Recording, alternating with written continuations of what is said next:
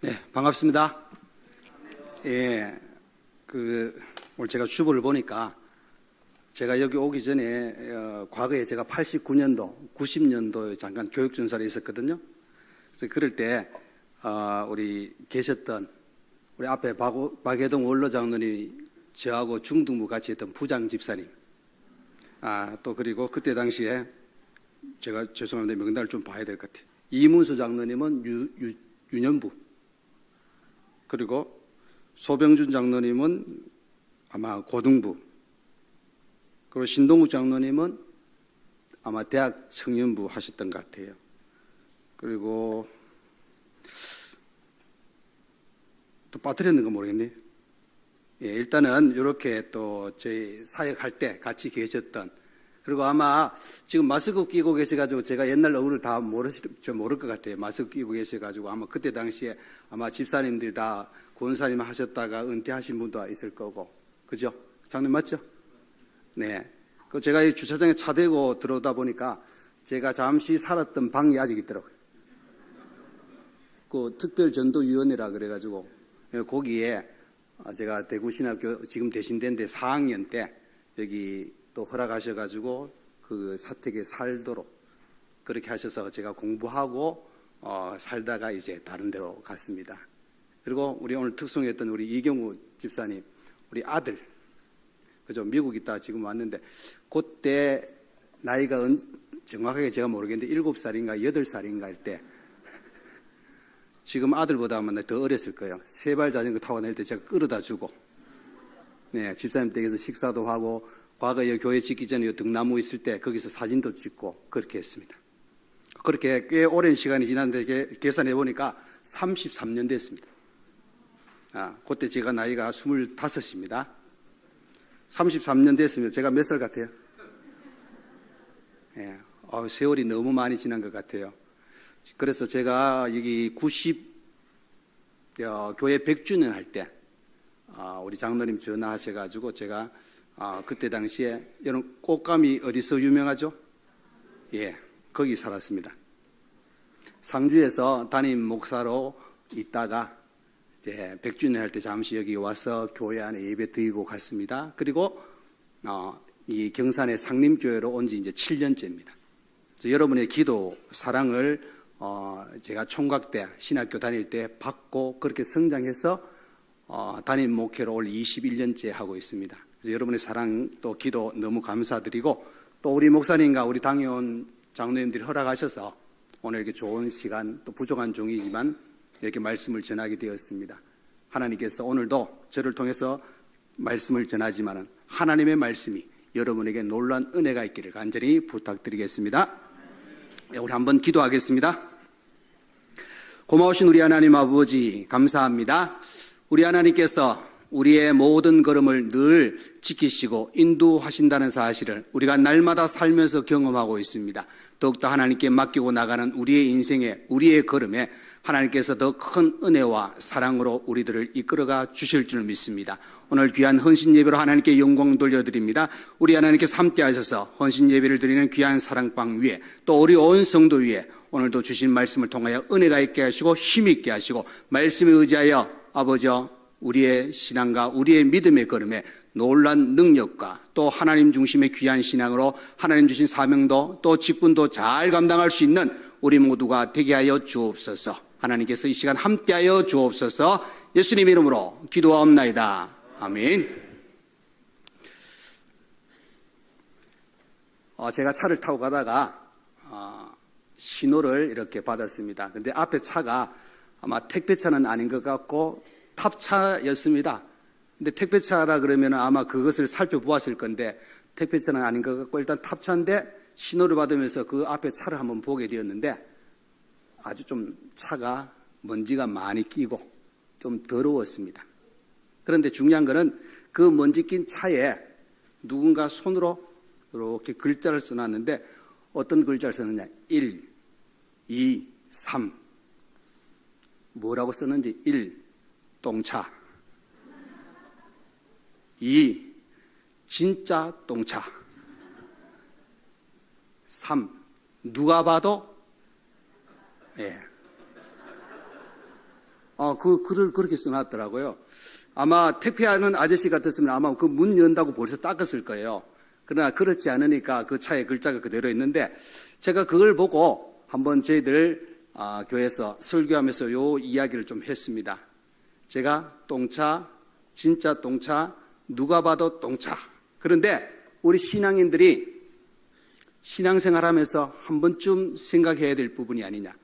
내가 신앙생활 잘 한다고 이야기하지만은 또 한편에 보시면은 나의 모습을 누군가 보았을 때 과연 나의 모습을 어떻게 보고 인정해 주고 있는가. 자, 제가 이야기를 한번 하면 여러분들 한번 따라서 뒷내용을 이야기하면 좋겠습니다. 제가 미리 가르쳐 드립니다. 똥차, 그럼 여러분 성도. 그죠? 그 다음에 진짜 똥차, 그러면 여러분 진짜 성도. 누가 봐도 똥차, 그러면 그렇죠. 누가 봐도 성도. 자, 여러분들 이 말을 한번 생각하시면서 제가 선창을 합니다. 여러분 후창을 해 주시면 좋겠습니다. 똥차, 진짜 똥차, 누가 봐도 똥차.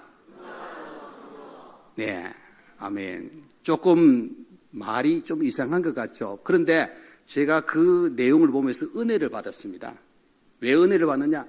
우리가 신앙생활 하는 데 있어서 중요한 거는 내가 잘 한다고 이야기하지만은 누군가가 나를 보았을 때 정말 성도다운 삶을 살고 있는가? 진짜 성도라고 인정을 받고 우리가 살아가고 있는가? 이 부분이 참으로 중요하다, 그런 생각이 듭니다. 먼저는 하나님께 내가 인정을 받아야 되겠지만은 또 한편에 봤을 때 우리는 그리스도의 향기를 드러내야 됩니다. 천국 시민입니다. 예수님께서 우리에게 말씀하실 때 너희는 세상의 빛이라, 너희는 세상의 소금이라고 말씀하셨던 그 내용을 보면은 소금의 역할과 빛의 역할을 감당해야 된다는 사실을 가르쳐 주고 있는 겁니다. 그래서 저와 여러분은 성도, 진짜 성도, 누가 봐도 성도가 되시길 간절히 축원드립니다. 자, 여러분 오늘 본문의 말씀은 그죠? 요셉에 관한 말씀입니다. 그럼 성경을 보시면은 하나님께서 인정한 믿음의 사람이 꽤 많이 나옵니다. 그 인물들을 또 모아가지고 히브리서 11장에 믿음장에 많은 인물들이 나오는 것을 보게 됩니다. 그런데 이 믿음의 선진들의 걸음을 보시면은 무엇인가 조금 부족한 인간적인 모습이 꽤 많이 나오는 것을 보게 됩니다. 그런데 오늘 본문에 나오는 요셉이 또 우리가 잘 아는 다니엘을 보시면은 하나님께서 그들을 책망하는 장면은 전혀 없습니다. 그렇다고 해서 완벽한 사람이다, 그렇게 인정은 안 하고 싶죠. 그러나 분명한 것은 그들은 철저한 하나님의 중심으로 살았기 때문에 그들의 걸음에 하나님이 함께 하셨고 놀라운 은혜, 신앙으로 살아왔다는 것을 보게 됩니다. 그렇기 때문에 우리가 성경에 기록된 대로 이 요셉이라는 인물과 또 다니엘을 생각해 보면은 하나님께서는 그들을 칭찬하셨잖아요. 그들과 함께 하셨잖아요. 놀라운 은혜를 베풀어 주셨다는 사실을 생각해 보면은 저와 여러분은 요셉처럼 살아야 됩니다. 다니엘처럼 사셔야 됩니다. 이것이 우리의 신앙이 되어야 되고 우리의 믿음의 걸음이 되어야 된다 하는 것을 우리가 또 한번 생각해 볼 수 있다는 겁니다. 자, 여러분 우리 속담에 보면 도둑이 뭐라 그랬죠? 제발지린다. 이 속담이 있지 않습니까? 근데 오늘 본문의 내용을 보시면은 바로 도둑이 제발지린다는 그 내용에 합한 사람들이 바로 오늘 본문에 나오는 요셉의 형들입니다.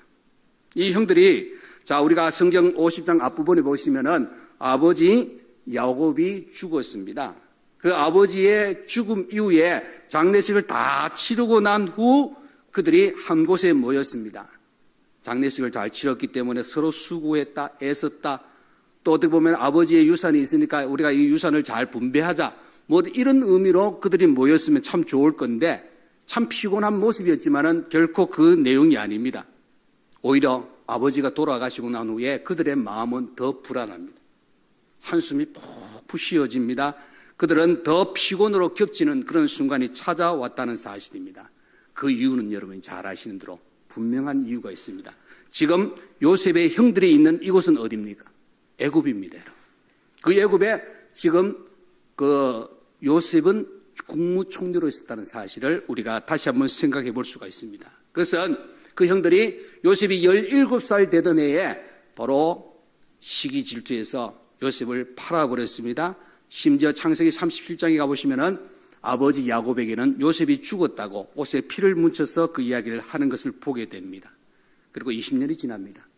잊을만하고 아마 마음속에는 아마 그 요셉에 대해서 자기들이 행했던 그 부분이 아마 가슴 속에 남아 있었을 겁니다. 그럼에도 불구하고 그들은 잊으려고 노력했는데 곡식 때문에 애굽에 왔더니 떠올리기 싫어하고 도저히 생각할 수 없었던 일이 일어났다는 겁니다. 바로 그 흉년을 조절하며 곡식을 나눠주는 그 일의 총책임자가 누구냐? 자기들이 팔았던 요셉이라는 겁니다. 국무총리로 그가 있었다는 겁니다. 자, 여러분, 오늘 본문이 왜 이런 생각이 들 정도로 그들이 힘들어하고 불안해할까? 그것은 든든한 방패막이로 있었던 아버지 야곱이 죽음으로 인하여서 과거에 자신들이 행했던 일에 대해서 요셉이 이제는 자기들에게 보복을 하지 아니할까? 그죠? 내가 나쁜 짓하고 내가 악한 짓을 했을 때는 분명히 뭔가 돌아온다는 생각을 가지고 있지만은 사람들은 그때 당시의 이익 때문에 자신의 욕심 때문에 뒷일은 생각하지 않고 행동을 취하는 여러 모습을 보게 됩니다. 아마 형들도 그때 당시에 아버지의 사랑을 너무 독차지하는 요셉을 시기 질투하니까 뒷일은 생각하지 않고 다시는 안 볼 것 같으니까 요셉에게 그런 행동을 취했다는 겁니다. 그런데 이제 애굽에서 요셉을 만나고 요셉의 위치가 국무총리였습니다. 그리고 이제 아버지와 함께 살았지만은 아버지의 죽음 이후에 요셉이 이제 형들에게 자, 형님들 아버지가 돌아가셨으니까 과거에 형님들이 내게 했던 이 일에 대해서 이제 계산 한번 해봅시다. 아마 그렇게 이야기하면은 아마 형들은 막을 도리가 없습니다. 위치가 벌써 애굽의 국무총리가 된 요셉이기 때문에. 자, 그래서 그들은 장례식 끝나고 동생에게 찾아갑니다. 엎드려서 자신의 잘못을 용서해달라고 이야기합니다. 그리고 아버지가 용서해주라고 하는 그 내용을 또 언급합니다.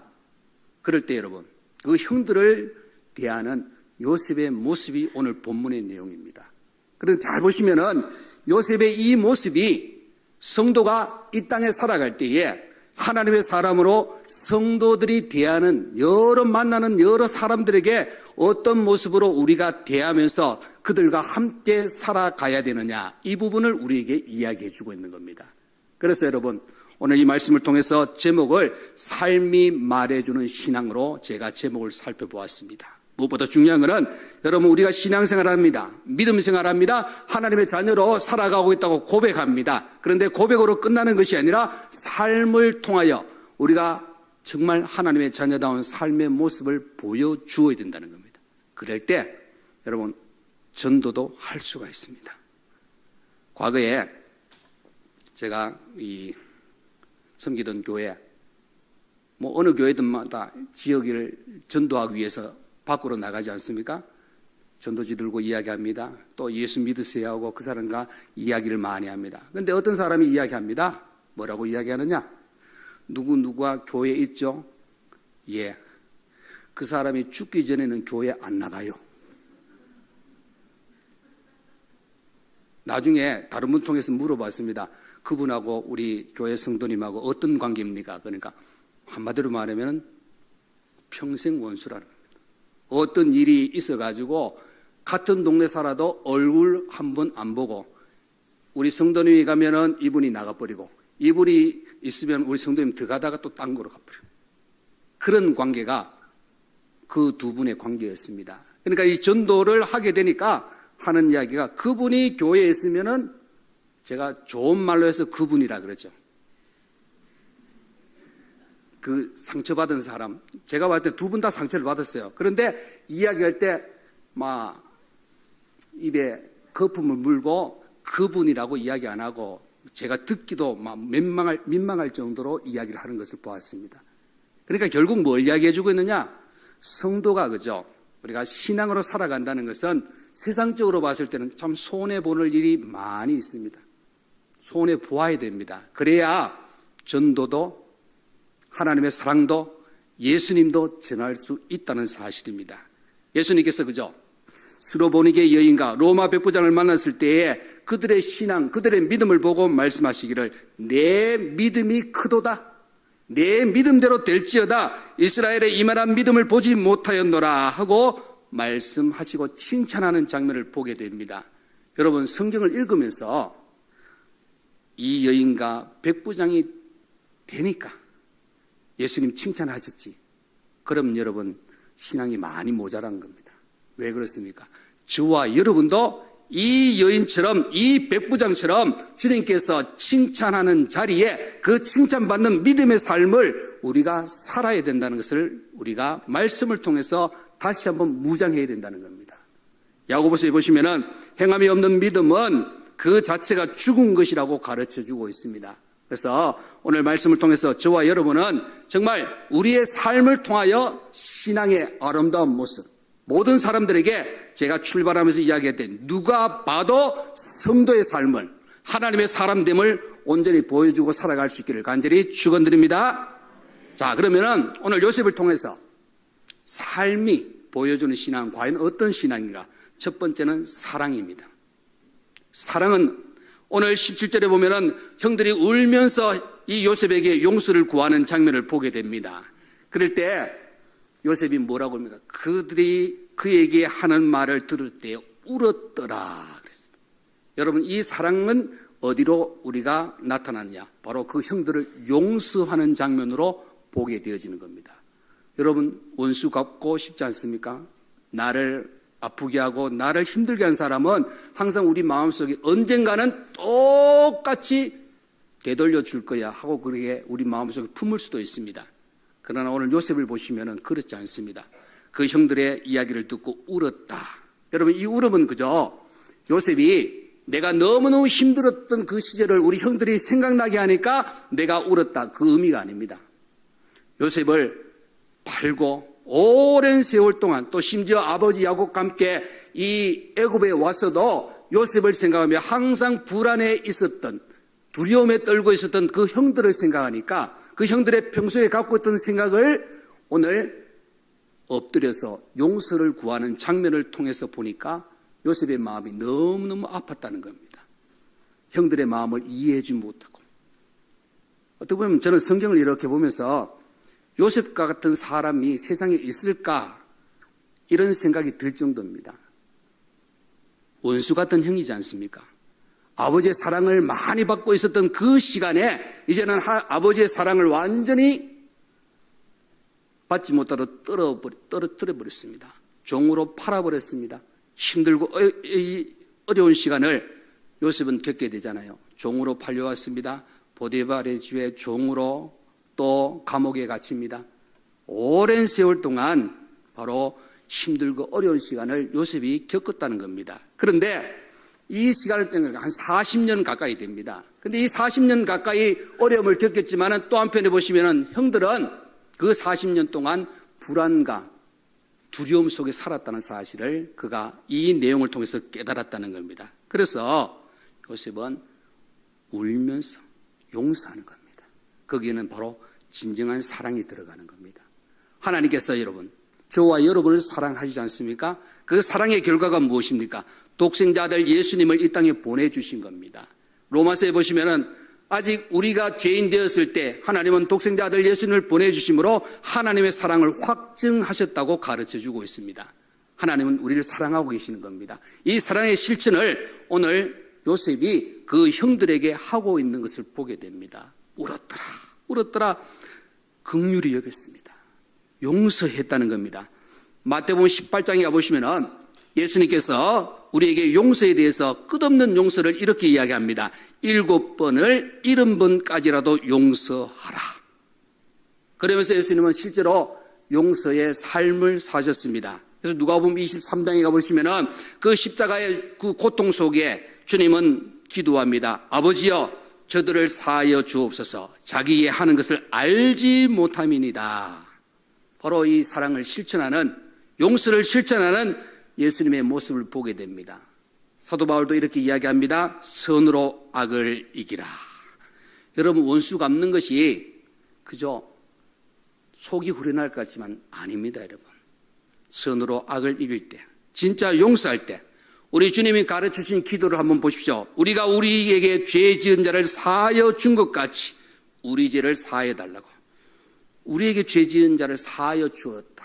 이것이 사랑의 실체라는 것을 가르쳐 주고 있습니다. 여러분, 죄를 지은 사람, 나쁜 행동을 취하고 악을 행한 사람들의 마음은 어떠냐? 시편 32편에 가보시면은 죄를 토설지 아니할 때에 종일 신음함으로 내 뼈가 쇠하였다. 종교개혁가 루터는 이렇게 이야기합니다. 죄는 지을 때는 쉽지만 그 후에는 그 죄가 송곳이 되어 우리의 양심을 계속 찌른다고 이야기합니다. 아마 요셉의 형들의 마음이 그들의 모습이 그랬을 겁니다. 그래서 요셉은 그 형들의 그 엎드려서 과거 이야기를 할 때 그는 용서하는 장면, 울었더라 하는 것은 바로 사랑입니다. 여러분, 삶이 말해주는 신앙은 우리 하나님께서 그저 말씀을 통해서 우리에게 이야기하기를 성경에 보면은 하지 말라고 이야기하는 내용이 몇 가지냐? 365가지. 하루에 한 가지씩 하면 거의 딱 맞아 떨어지잖아요. 그런데 적극적인 명령이 또 나옵니다. 기도하라, 사랑하라, 용서하라. 이런 것이 몇 가지가 나오냐? 248가지입니다. 합쳐서 613가지입니다. 여러분, 이것은 우리가 성도답게 살아갈 수 있도록 하나님이 말씀하셨다는 것은 말씀을 실천하면서 우리가 살아가는 겁니다. 하나님의 자녀가 되었다는 것은 하나님 주신 말씀에 순종하며 살아가는 것을 이야기해 주고 있는 겁니다. 요셉은 용서합니다. 바로 형들을 사랑합니다. 이것이 삶이 말해주는 신앙이라는 겁니다. 마태복음 5장 7절에 가보시면 긍휼히 여기는 자는 복이 있나니 그들이 긍휼을 여김을 받으리라 그랬습니다. 저와 여러분은 오늘 이 말씀을 통해서 정말 신앙이 우리의 삶을 보여주고 신앙이 하나님을 나타낼 수 있는 그런 삶을 사는 것이 우리 하나님께서 원하시는 삶이라는 겁니다. 오늘 헌신 예배를 드리는 우리 사랑방가 또 함께 예배드린 우리 모든 성도들이 오늘 요셉을 우리가 다시 한번 생각해 보면서 정말 내가 받은 사랑을 가지고 사랑을 실천할 수 있는 여러분 되시기를 간절히 축원드립니다. 자, 두 번째로 삶이 말해주는 신앙은 어떤 신앙이냐? 하나님을 최고로 높이는 신앙입니다. 자, 이거 형들을 위해서 이야기합니다. 요셉이 뭐라 그러냐? 19절에 그들에게 이르되 두려워 마소서 내가 하나님을 대신하리까. 여러분, 이게 놀라운 신앙입니다. 나에게 악을 행하였고 나를 힘들게 했던 형들에게 내가 하나님을 대신하리까. 여러분, 이것은 모든 초점과 모든 기준은 하나님께 맞추는 겁니다. 자, 여러분, 이런 유머가 있습니다. 우리 11조는 그죠? 하나님께서 우리에게 하나님이 모든 것을 주신 것의 신앙의 고백입니다. 액수가 얼마가 되든지 간에 11조는 반드시 하나님께 드려야 되잖아요. 근데 젊은이들이 이런 이야기를 합니다. 11조를 하긴 해야 되는데 3명이 모여서 이야기합니다. 11조를 어떻게 할까?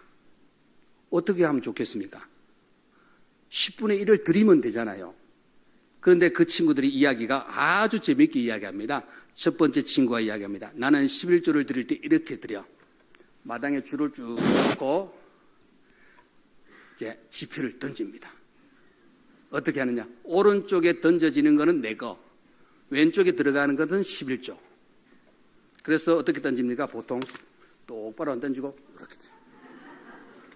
네. 그렇게 11조를 한다고 첫 친구가 이야기합니다. 그렇게 하는 이야기가 두 번째 친구는 나는 그렇게 안 해. 마당에 네모로 이렇게 정사각형을 꺼놓고 줄을 그어놓고 이야기합니다. 딱 던져가지고 그 정사각형 안에 들어가는 거는 하나님께 11조를 드리고 밖으로 떨어지는 거는 내가 쓴다.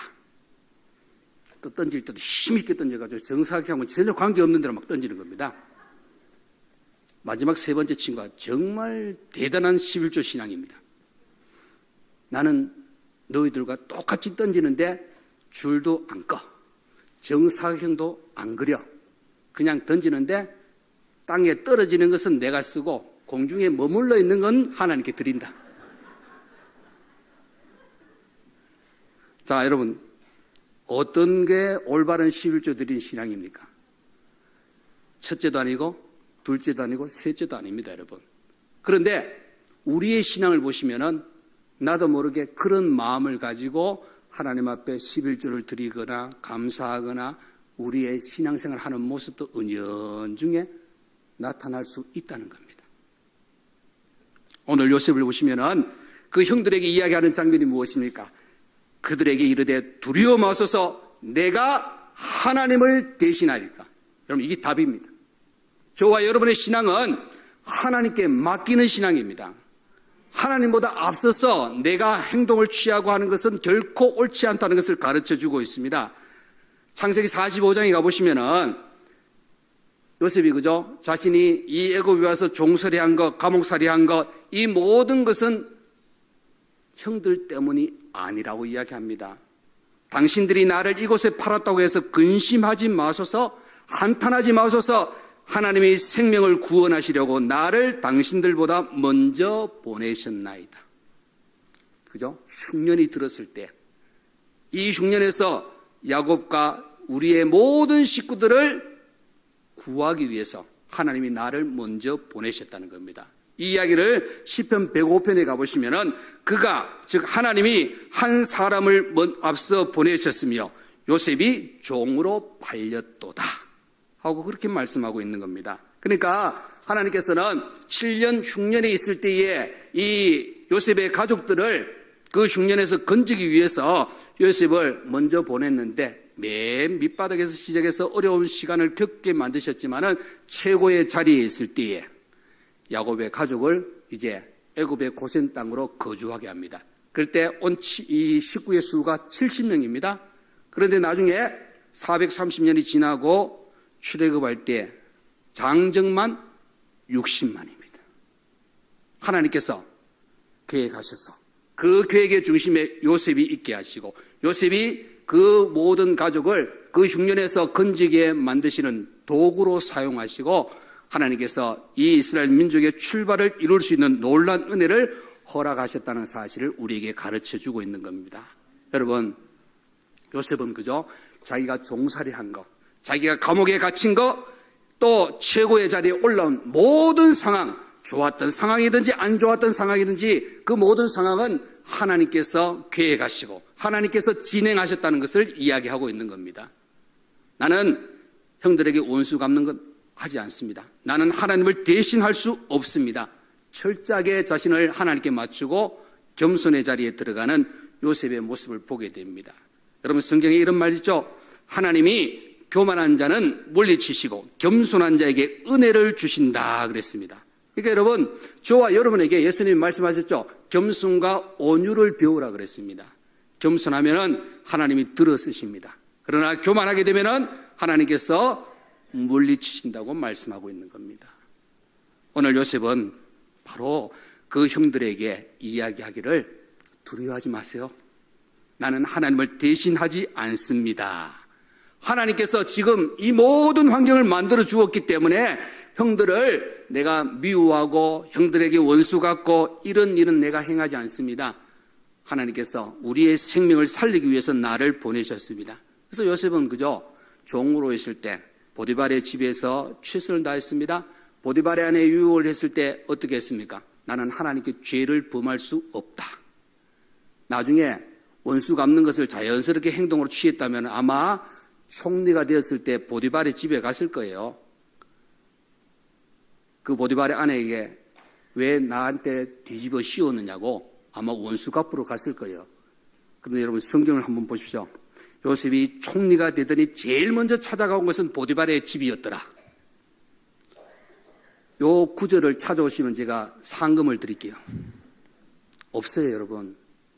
보디발 집에 찾아가는 내용이 없다는 겁니다. 그 말은 뭘 이야기해 주고 있느냐? 요셉은 그저 철저한 하나님의 중심이었기 때문에 잘못되어도 잘 되어도 하나님께 맡기는 신앙으로 나아갔습니다. 자, 여러분, 내가 하나님을 대신하리까 이 말씀에 걸맞는 인물이 한 사람이 있습니다. 누구냐? 다윗입니다, 여러분. 다윗이 사울에게 쫓김을 당하잖아요. 수많은 시간 어려움을 겪게 됩니다. 목숨의 위협을 당합니다. 그런데 단 2번 다윗이 사울을 죽일 수 있는 기회가 생겼습니다. 그것은 사무엘상 24장과 26장에 나오는데 그때 밑에 있던 부하들이 뭐라 그러냐? 다윗에게 죽이자고. 사울왕을 죽이자 그럽니다. 왜? 죽이면은 지금까지 어렵고 힘든 이 모든 것이 끝나는 겁니다. 죽이면 쫓김을 당하지 않습니다. 그러나 다윗이 뭐라고 이야기합니까? 하나님께서 기름 부어 세운 왕이기 때문에 내가 함부로 하지 않는다는 거예요. 다만 죽일 수 있는 기회가 있었다는 것을 어떻게 보여줍니까? 사울왕의 옷자락을 자릅니다. 또 창과 물병을 가지고 갑니다. 그러니까 죽일 수 있는 기회가 있지만 죽이지 않았다는 이야기를 하는 내용 속에는 다윗은 하나님께 맡기는 겁니다. 원수 갚는 것도 하나님께.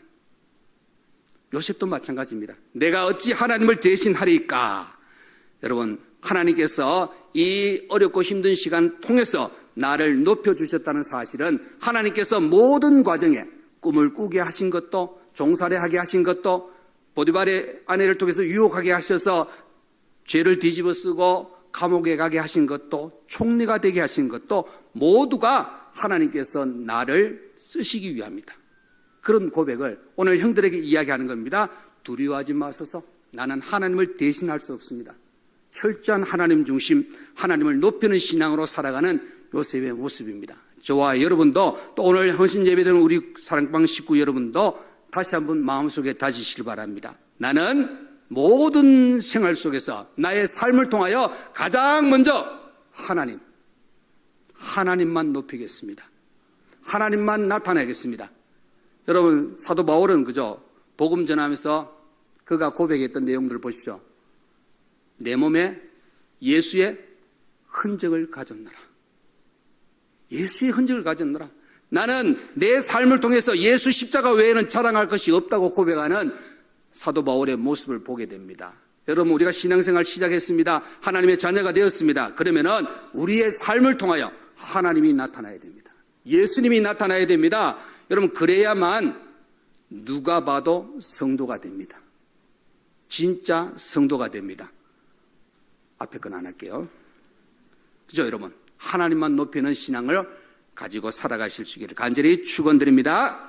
자, 세 번째로 삶이 말해주는 신앙은 진실한 위로자가 되어야 됩니다. 진실한 위로자. 여러분 21절에 보시면은 형들이 그저 복수할까봐 두려워하고 있는 그 모습이 보여지는데 어찌할 줄 몰라 할 때에 요셉이 이야기합니다. 뭐라고 이야기합니까? 내가 당신들과 당신들의 자녀들을 기르리다 하고 그들을 간곡한 말로 뭐 하였더라?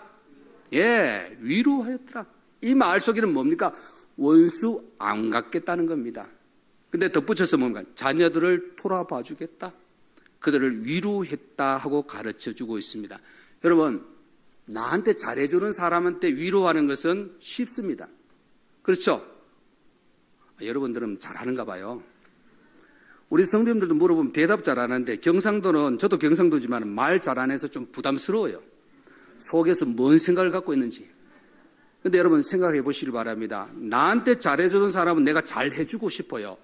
그런데 나한테 악하게 하는 사람, 나를 힘들게 하는 사람에게 내가 잘해준다, 내가 위로한다, 쉽지 않습니다. 그렇죠? 네, 맞습니다. 이 일반적인 생각입니다. 그런데 성도는 달라야 된다는 겁니다. 왜 그렇습니까? 우리는 죄인입니다. 죄와 허물로 죽었던 우리들입니다. 그런데 우리를 살리기 위해서 하나님은 독생자 아들 예수님을 보내주셨습니다. 그리고 그 십자가의 죽으심으로 우리의 죄를 용서하셨습니다. 그리고 믿는 자마다 멸망하지 아니하고 영생을 얻게 하셨습니다. 여러분, 이 은혜를 가지고 살아가는 우리는 이제 오늘 요셉이 간곡한 말로 위로했듯이 우리도 위로자가 되어야 됩니다. 여러분, 그렇기 때문에 여러분 성도님 서로 간에 위로자가 되시고 기도해 주셔야 됩니다. 근데 여러분 안 그래요? 쉽지 않아요. 이야기해 보면은 누군가 교회에 빠졌습니다. 목회자로 신방 가면은 처음에는 말을 안 합니다.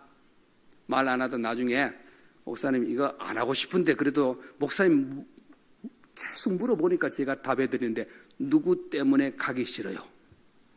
이런 이야기를 합니다, 여러분.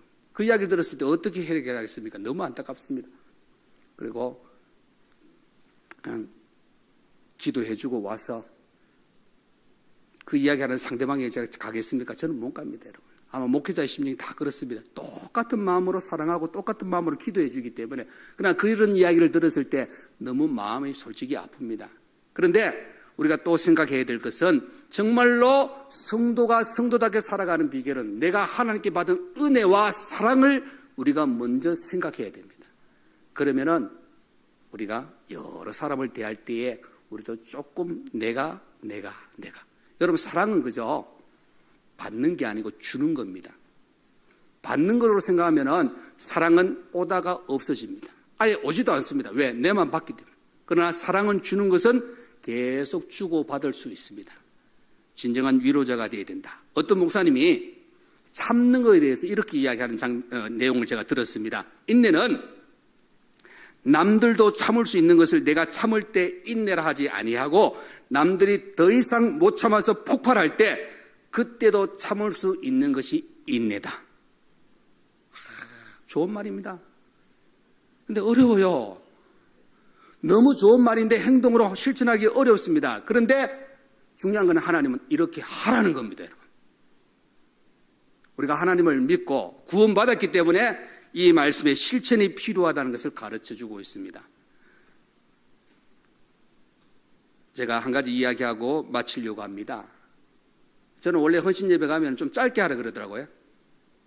오늘 시계가 너무 잘 보여가지고 이 시계 보니까 제가 조금 더 이상 하면 안 되는 한 이야기를 하고 제가 마치려고 합니다. 제가 심어둔 교회에 5년 동안 이 상주에 가면 남장사라는 절이 있습니다. 유명합니다. 그 꽃감도 있고 그 절에 4월 초파일 되면 엄청난 숫자가 모이거든요. 근데 거기에 거의 한 10몇 년 동안 그 4월 초파일 날 온 그 불자들을 밥을 준비하던 보살이 우리 교회에 왔습니다. 근데 그렇게 오게 된 배경은 우리 같이 신앙생활하는 남집사님이 병원에서 그분을 만났는데 두 분이 조금 스파가가 튀었는가 봐요.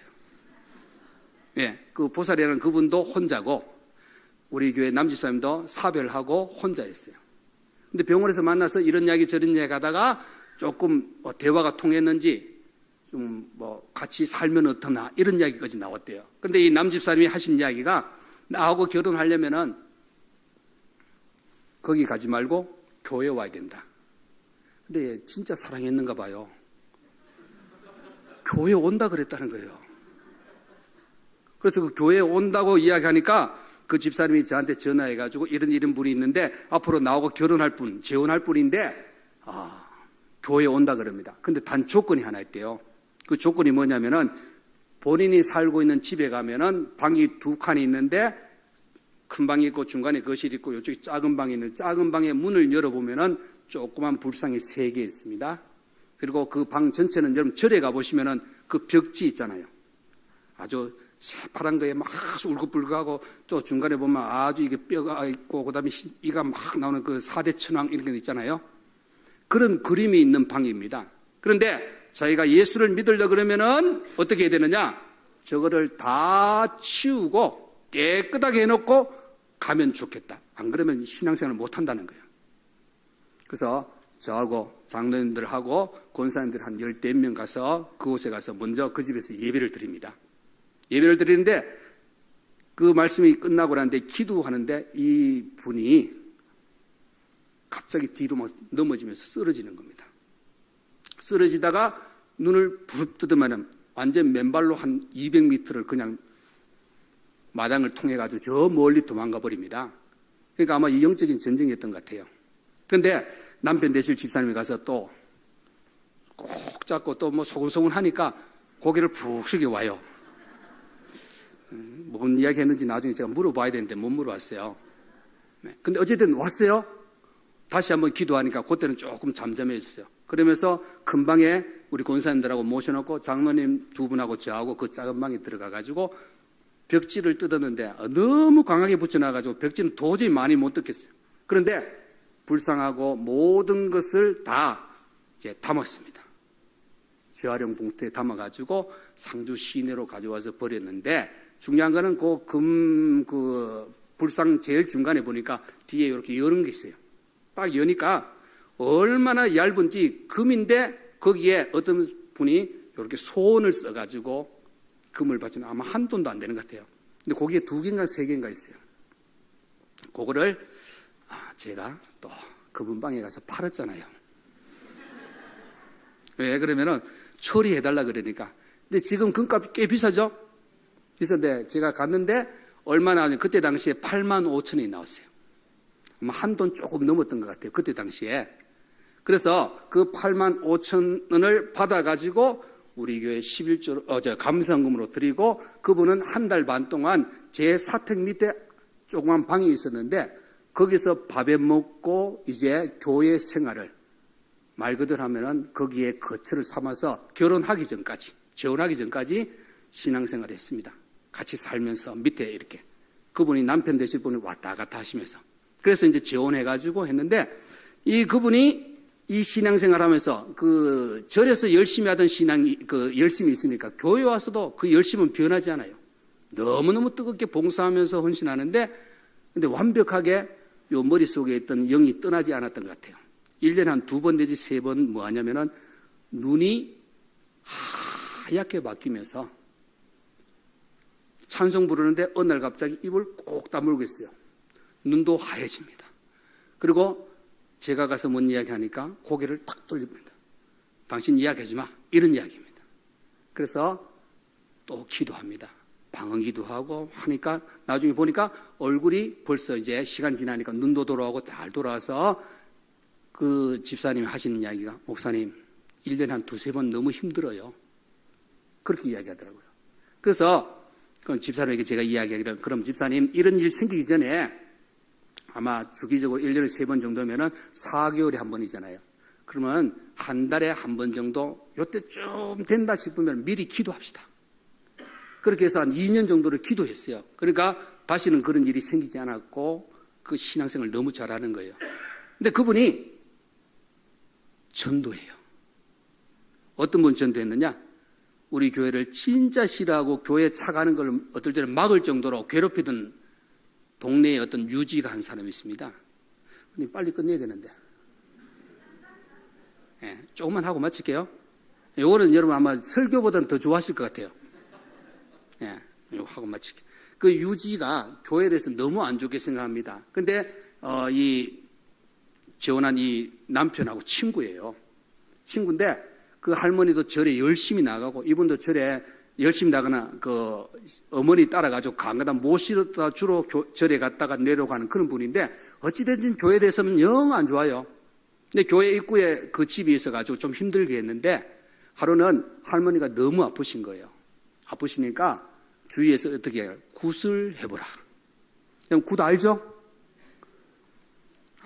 우리 경상교회는 옛날부터 제가 느낀 너무 거룩해요. 그래요. 굿도 모르고. 저는 알아요. 그럼 저는 좀 덜 거룩하잖아. 이 거룩 여러분 좋아요. 잘 지켜야 돼요. 그래서 그 굿에 대해서 이야기하니까 아들이 돈 드니까 평소에는 절에 가라고 잘 이야기했는데 돈 드니까 굿에 대해서는 좀 안 좋게 생각합니다. 그래서 자기 어머니에게 이야기합니다. 엄마 굿하면 나을 것 같아? 그 할머니 대답이 걸작입니다. 몰라 해봐야지. 말 그대로입니다. 그 아들이 저한테 이야기했으니까 몰라 해봐야지. 그러니까 아들이 확신도 없으면서 여러분 굿값이 최저 여러분 대구 경산은 모르겠어요. 상주에 얼마인지 아십니까? 몰라 제가 가르쳐주려고요. 원래 몰라야 됩니다. 350만 원이랍니다. 최하가. 경산은 모르겠어요. 근데 상주에 350만 원을 그래가지고 350만 원 되려니까 아들이 계산해 보니까 안 맞는 거예요. 350만 들어가지고 굿을 할 필요가 없다는 거예요. 그러던 중에 친구가 이야기합니다. 우리 교회 나온 집사님이 야 친구야 굿 하지 말고 우리 목사님 모시고 기도 한번 받아봐. 완전히 굿하고 비슷한데 제가 기도 한번 받아봐. 그러면은 어머니 건강이 좋아지실 거야. 근데 두 분이 서로 이야기하고 저한테는 전혀 이야기 안 했습니다. 둘이 합의 보고 나중에 어떻게 하냐 와가지고 이야기합니다. 목사님 허락 없이 그 친구한테 목사님 어느 날 와가지고 기도해 주실 거야. 기다리라 그랬다는 겁니다. 제가 날짜가 다가올수록 얼마나 걱정이 되는지. 왜? 굿해서 안 낫는 걸 기도해서 낫게 해야 되잖아요. 근데 그 부인 집사님이 하신 이야기, 목사님 가셔서 기도해 주셔야 저 사람 교회에 나옵니다. 그게 더 힘듭니다. 그런데 제가 그 이야기 듣고 부담도 되었지만 기도로 준비해서 한 열흘 뒤에 그 집에 갔어요. 가서 예배 드리는 준비 다 했어요. 평소에 그 집에 난 성경이 있는 줄 몰랐거든요. 성경책 찬송이 다 있더라고요. 그래서 예배 드리고 기도해 줬습니다.